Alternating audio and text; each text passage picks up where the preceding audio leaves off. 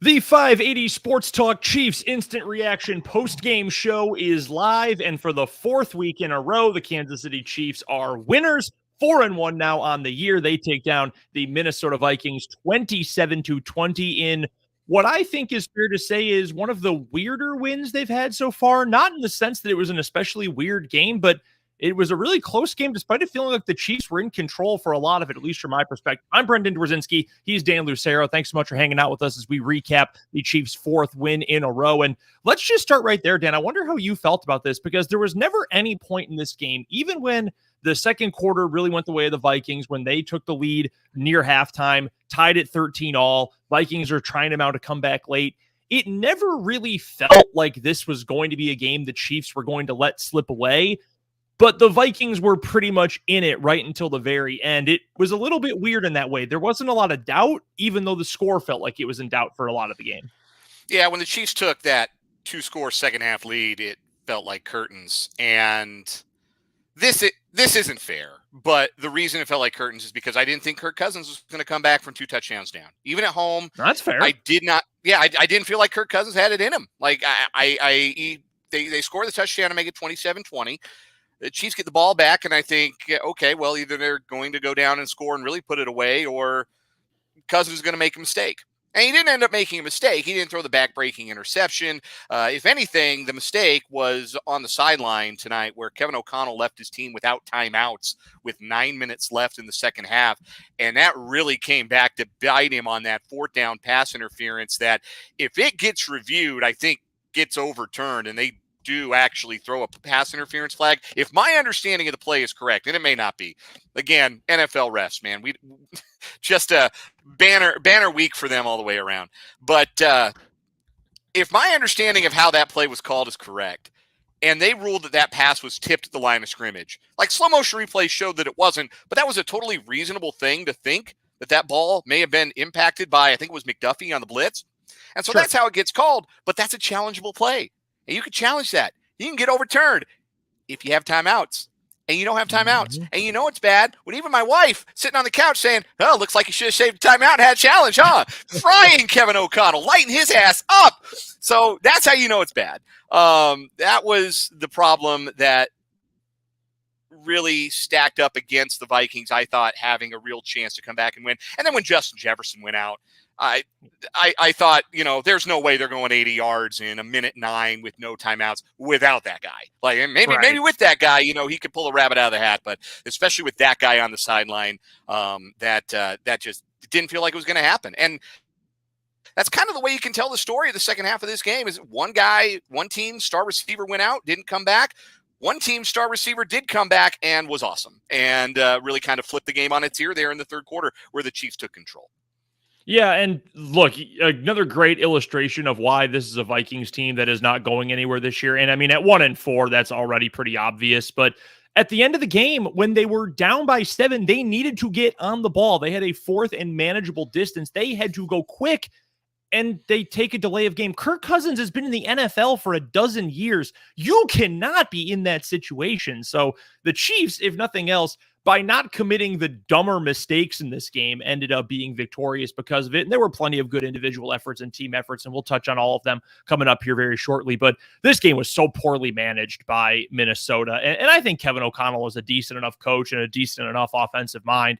But it was evident, especially in crunch time at the end of the game, these were two teams on completely different levels. And that's even with my annoyance at some of the nonsense the Chiefs were running on their previous drive where they're walking Mahomes off to the sideline. Who are they going to snap it? The stupid, let's make them jump thing. You know how much I hate that, and I hate all that nonsense. Run a normal play. But even with all of that, the Chiefs still managed this game so much better than Minnesota did. Run power. Somebody explain to Andy Reid with some nuggies, if you have to, how power works, how duo works. Run behind your center and guards. Stop running to the perimeter. Stop running Clyde Edwards-Helaire. Stop doing that. It's dumb. That's the only negative I really have about the Chiefs today is they continue to call running plays that are like lighting it down on fire because they're not real good running off tackle, and Clyde Edwards-Helaire is just, it's a waste of a down every time he gets the football. It's a waste of a down. So yeah, before we get to the brightest real quick, before we get to the brightest bright spot, we might as well touch on the running game. And And as always, the caveat is we know Andy Reid is not going to change his spots. We know that he is what he is, but there is still a level of be smart about the times where you do selectively call run plays and call the right run plays. Isaiah Pacheco is not Brian Westbrook, is not Jamal Charles, is not one of these guys who can quickly get around to the outside and blow a play up. And Jerick McKinnon's got a little bit more of that quickness and side-to-side speed, but he's also not really that kind of player in this offense, generally speaking. You don't have that, but you know what you do have? A running back who is a monster when he runs, and as you've put it before, runs like he's angry at the ground. Like, let him run up the middle. In a situation where it's 3rd and 1, 4th and 1, excuse me, Freudian slip. Let him run right into Creed Humphrey's ass. Just let him run straight behind him. You need a yard. There's way too much beef and way too much power there to not ever be able to run it. And that still irks me. And some of those play calls and decisions still irk me. And yeah, I put it on Twitter regarding the Clyde Edwards-Helaire situation. Maybe the Chiefs are using him more, using number 25 more, because they are trying to keep McKinnon and Pacheco as healthy and as fresh as possible for when we get to the bigger games at the end of the year and the home stretch that is going to be somewhat difficult this season. So you're trying to save their legs as much as possible. And to that, I would say, I understand your logic. Shoot, KU did that in a win on Saturday. Devin Neal only had 12 carries and 13 touches in the game, and he's your best offensive player. I get the logic behind that, but find a better player to do it. Are you telling me Deneric Prince isn't able to do this? Hell, you know who probably could get to the outside and run off tackle? Deneric Prince. Pull him off the practice squad. Somebody out there, someone on the street. I feel bad for Clyde because I know the injuries have really hampered his development as a player, but he has no juice, man. There's just nothing there. And it's exactly what you said. It's burning it down every single time you give him the ball. Yeah.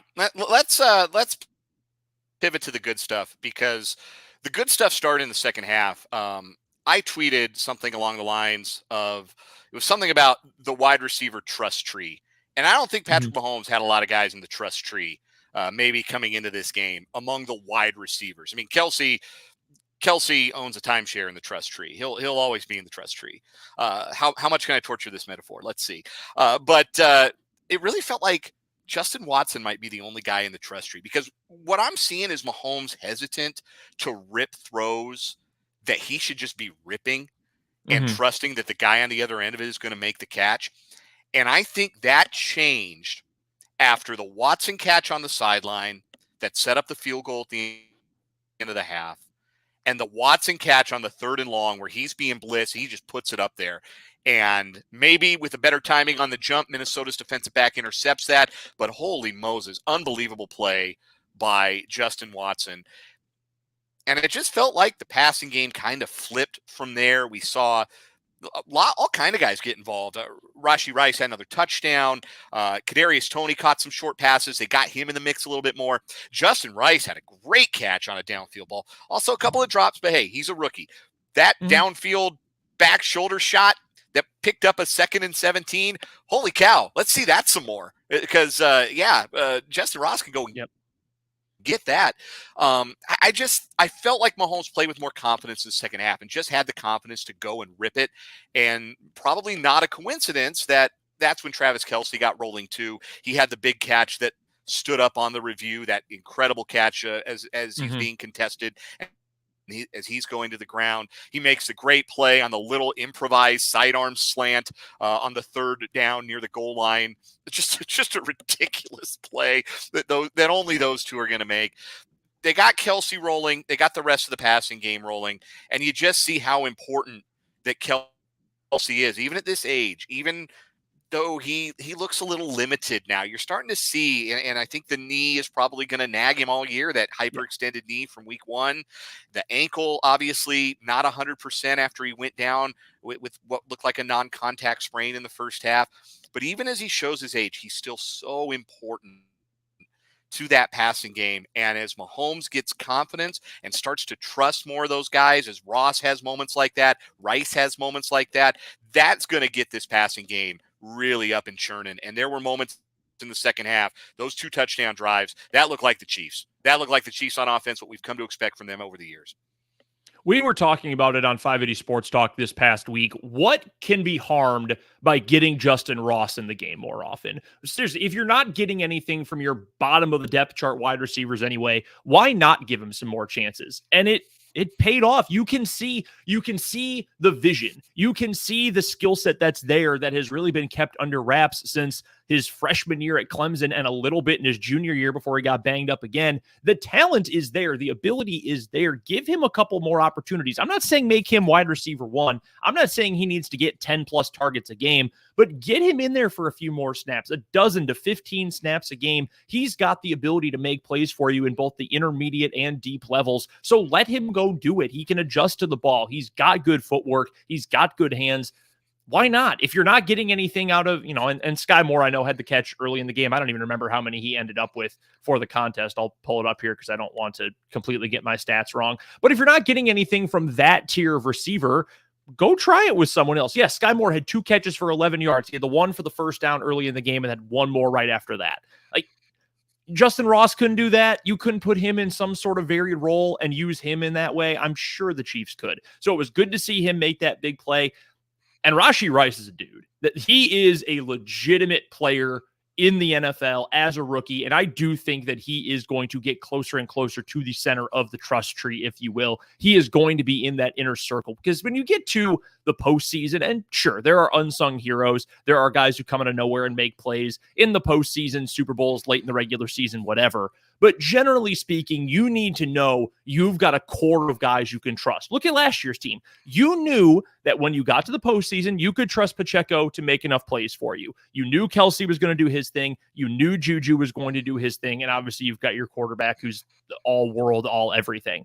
I think Rice, by the end of the year, is absolutely going to be in that group if he's not already. He's got good and improving hands. I know there are still some things he needs to work on there, but I don't think his hands are a massive problem long term. He can separate. He's got good enough speed. I do think he is going to end up in that conversation and in that spot sooner rather than later, which is extremely important for this team as it still tries to find an identity in its wide receivers room. I think it's important, by the way, Dan, we talk about this defense because they have been not just good, honestly, not even just great. They have been phenomenal so far this season. The most points the Chiefs have given up in a single game this year. Week 1, the loss to the Lions, technically 21 points allowed. But if you remember, 7 of those points came on a pick 6. So the defense in that game allowed 14 points. Week 2 on the road, 9 points allowed. Against the Bears, week 3, 10, and they've actually been playing much better since that game. The Jets, they only gave up 20 points. The Vikings, they only gave up 20 points. That is the highest point total the defense has allowed in a game all season in back-to-back weeks, and it's 20 points. If your defense is only giving up 20 or fewer points, you should win 14 games or more in an NFL season. That is how good they've been. I thought the pass rush had a really slow start to this game, but they picked it up a little bit later. I thought the way Spags was picking his spots with blitzes in the second half was very impressive. The one near the end with the controversial call with the, pass interference, needs helmet coming off, all of that stuff. I don't remember who it was. Was it Justin Reed who came on the blitz or Trent McDuffie, whoever it was, and just wrecked Kirk Cousins? I mean, he blasted him. I yelped a little bit, jumped off the couch when I saw that. And ooh, man, the quarterbacks don't often take hits like that in the NFL these days. I thought they looked a lot better, were able to generate more pressure. Chris Jones did his thing. This is not a good NFL defense. Again, this is a great NFL defense right now. And I know you're not playing the Eagles or even a team like the Chargers or the 49ers, another team that's going to be in potentially a contending window this year. But you don't ever apologize for wins in the NFL, and this defense should do no apologizing for what it's done. You can give me sack numbers, pass breakup numbers, whatever. You hold teams to 20 or fewer points week after week. That's elite play, and I'm pretty darn confident in where this team is going forward, which is good because the schedule is going to get more difficult with the Chargers in a couple weeks, the Dolphins 4 weeks from now, and then you've got the Eagles, the Bills, and another game against the Chargers still on the schedule. Yeah, really nice work by the defense and down the stretch when they needed to bring extra men because the 4-man rush really wasn't winning. And that's what allowed the Vikings they picked up that 4th down on the scoring drive that cut it to 27-20. They had blitzed on 3rd down and gotten a stop, and then they brought 4 and they didn't get home. And that enabled Cousins to find Jordan Addison for the first down. They extended that drive. right now they're not winning often enough with the 4-man rush. Hopefully that changes after they get Charles Omenihu back from suspension, but they're just not winning enough there to feel really great about the pass rush. But the guys downfield are doing a tremendous job. Justin Jefferson had 28 yards receiving in this football game before he went out with an injury. That's putting a seatbelt on the best wide receiver in the National Football League. And L'Jarius Sneed and Trent McDuffie drew that assignment throughout the night, and they were tremendous. They did a great job on Jefferson, the guy you have to slow down if you're going to slow down the Vikings. They did it. They took him away. And then, unfortunately, he went out with the hamstring, and hopefully he's okay and he can get back out there soon. But for 3.5 quarters, he was really a non-entity in this game. A really outstanding job of the guys on the boundary. The secondary is playing really good football. Mike Edwards had a big pass deflection down the field. I thought Justin Reed had a couple of nice plays. Defense doing all this without Nick Bolton, their main man in the middle. Drew Tranquil's playing hurt right now. He's doing his best, but Bolton, I think, takes them to another level still. Sure. And Charles Omenihu is going to take them to another level in the pass rush, but they are playing really, really good football right now. With the Chiefs offense, what it is, you only give up 20. If that's what the Chiefs defense gives up on average, and the Chiefs, you're going to win a lot of football games because the Chiefs are going to find a way to get over that number, even if it doesn't feel like they're playing great. We got Vance in the comments asking if the Chiefs offense is teetering on anemic. I don't agree at all, actually, with that, Vance. I think 27 points is pretty good on the road in a big game for the Vikings. I think you take 27 any day of the week. There are certainly some things that are not great right now or that can be better. Don't disagree with that at all, but 27 points in NFL games, pretty good. You take that, especially, on that final drive, when you're not really trying to score, you're just trying to get first downs and bleed clock. But those got to have it moments in that third quarter when the game was in the balance. The Chiefs put together 2 kick-ass touchdown drives. So that ceiling is still in them. They haven't gotten to the ceiling as often as maybe we've seen them in the past. And I think that might be what you're seeing, Vance, and others who might be feeling like, gosh, this Chiefs offense just doesn't feel like it's really clicking on all cylinders. Well, it isn't. But you still see how high the ceiling can be. And that third quarter really showed you, once these receivers are comfortable, once Mahomes is comfortable with the receivers for 60 minutes, this thing's going to click. And I think for me, it's about the context of the situation, right? Because you've got we know what Mahomes is. The offensive line still trying to figure things out a little bit with the 2 tackles. And correct me if I'm wrong here, Dan, we did not see any major issues with Juwan Taylor in this game. Didn't. Got beat for a sack, but no holding penalties, no false starts, no illegal formation. Yeah. Donovan Smith got beat he might have been beat for a sack or a pressure. Like they didn't play 100% perfect football, but they also didn't pick up any drive-killing penalties. Yes, and, which is sometimes the biggest issue. Yeah, sometimes the other team wins a rep. Like, what you can't do is compound the mistake by dragging a guy down, and they avoided that today. That was crucial.